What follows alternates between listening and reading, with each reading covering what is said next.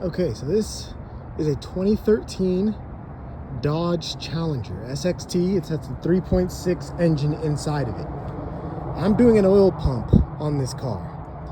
Okay, and the reason I'm doing the oil pump is because we have a code for the oil pressure. It's a common code. It's like 3P0306D or whatever. I don't know what it is exactly, but it's basically for a solenoid inside of the oil pump. Now there's videos that show that you can do this with only taking off the pan, the small pan, and not the whole pan. I've looked up a lot of these videos. Now there's differences, okay?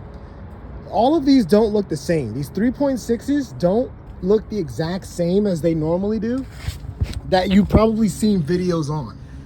And I've seen videos. Here's where we're at. Here's the pan. The pan's off. That's not the hard part, guys. That's not the hard part.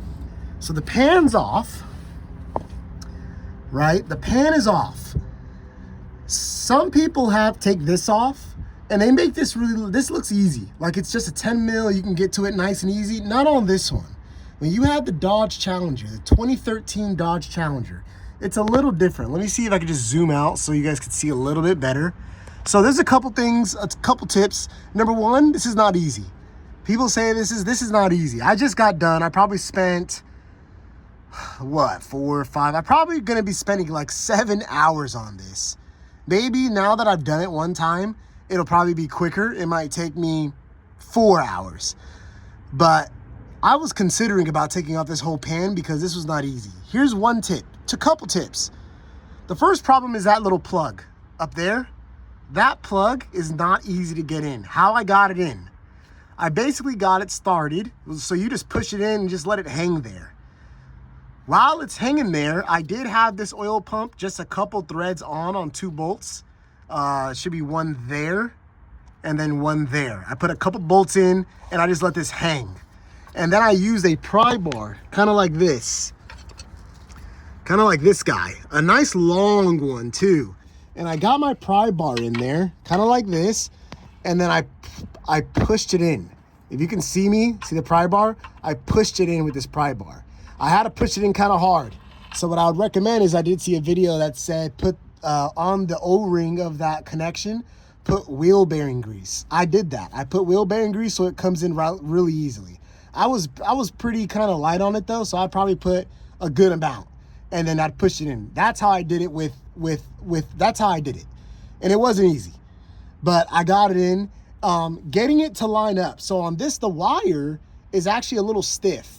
And once you get it in there, there's not much room. It kind of like, it's not in the right place where you have to twist it. And if you try to get your hand in there to twist it, to put it flush the way it's supposed to be set in, which is that flat side against the block, you're not going to be able to do that. So I kind of bent the wire like in a couple places here and there, so that way I can try to get it as close as possible. And then I used this pry bar to kind of twist it while it was in there. I was using this pry bar basically as my fingers, essentially, guys. That's what I was doing. And then once it got in, I got right here, and then I grabbed on and I pushed it in, right? That's one tip for that. And it wasn't easy. I wish I would have figured that out earlier. The next tip is getting this guy on at the same time as holding this guy with this clearance at the same time, trying to get this chain not to fall off that sprocket up top. I kept having that issue where this chain would keep falling off the sprocket up top, not this one, the one up top. And then I'd have to use a pry bar again to kind of route it back up there. So, and at the same time, you're trying to hold tension here on this spring here. So on this tensioner spring, it's not easy. So, so I had to, I basically use a pry bar again. Well, I use a screwdriver to get in here and pry it backwards. And then I use a screwdriver to hold it there. And then I put a pry bar in here to stick it in. Kind of how that was done was I went in here like this, like what you see in the videos, pried it up. Once it was pried up, I held it with one hand, right, holding it up. And then I stuck a smaller, I basically used a pry bar, but a smaller one than this one, a smaller one. And then I wedged it here to hold it in place so I didn't have to hold my hand. I'm telling you, it's not gonna be easy to put this put this chain on to this sprocket and then put it on here with how much like room you have. So that's the second hard thing. That's what I did for that. The third hard thing is that here, this bolt for this is not fucking easy. Okay, so number one, you do need a flex head ratchet like this. So you need this. You're gonna be at a complete angle. You're just using this to break it loose. Once you break this guy loose, because you're not getting a ratchet in there, you gotta take this off. This has to come off. You're not gonna get a ratchet in there. You're not gonna get a straight wrench in there. You're gonna need to get a flex head, and you're just gonna break it loose, and then you're gonna patiently, very patiently, twist it off, turn by turn, quarter turn by quarter turn until you get it off. You also gotta get off this one as well too, right here. But that one's easy. That one, you just use that little flex 10 millimeter that all the videos recommend. That's what you use for that. Once you get that off, okay, now, I mean, you got it off. Now putting it up back on, which is, yeah, that's the hard part, right? Is getting this on, right? Getting this on, I had to like use so what I did is I put it on a wrench like this that has a little bit of a curve. Most wrenches have a curve like this. And I put the bolt in here and I very carefully put it up in here, finagle it in. You can't even fucking see, trust me. And then I just set it in the hole. I just set it in. And then I carefully took my wrench out and it was just hanging there. Once it was hanging there, I put my fingers in and then I pushed it in just like that. See how I can get in there? Pushed it in, and then you slowly use your index finger and your middle finger and your ring finger to twist it on. Just 1 or 2 threads. Once you have it on, which it was a bitch, then I got out that same one. Where is it at? Here it is. The same one, and then I slowly twisted it on. Now there is a good way of doing this. A quick tip.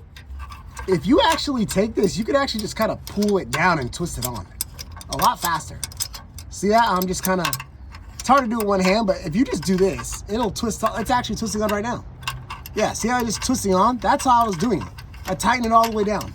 Once it gets a little close to tighten down, then you can kind of seal this guy in and then get him all the way buttoned down with the same flex head ratchet. That's a couple quick tips. This is not as easy as the videos make it look. The Dodge Caravan, some of the Jeeps, maybe, there is some that where it's this pickup tube is easy and this whole job is easier. But on the Challenger, maybe the Charger too, it's not as easy as they make it look. And it's really not. Now doing it, I might be able to do it in 4 hours, but it's not much of a difference of doing this whole oil pan. I mean, I'm kind of debating, like, this is just a heads up though. This is not as easy as it looks. This is actually pretty difficult. This is very tedious. I've spent about 6-7 hours trying to figure this out, and I probably would have had an easier time just taking off this whole pan. I'm in California, so it's a little bit easier for me, because I don't have any rust for the exhaust that's in the way a little bit. I don't even think there is an exhaust, but I think I'd have to drop this rack. But at this point, I'm almost considering doing it. So this is just some quick tips. If you any other help, just shoot me a message, but just beware when you take on this job. This is not easy.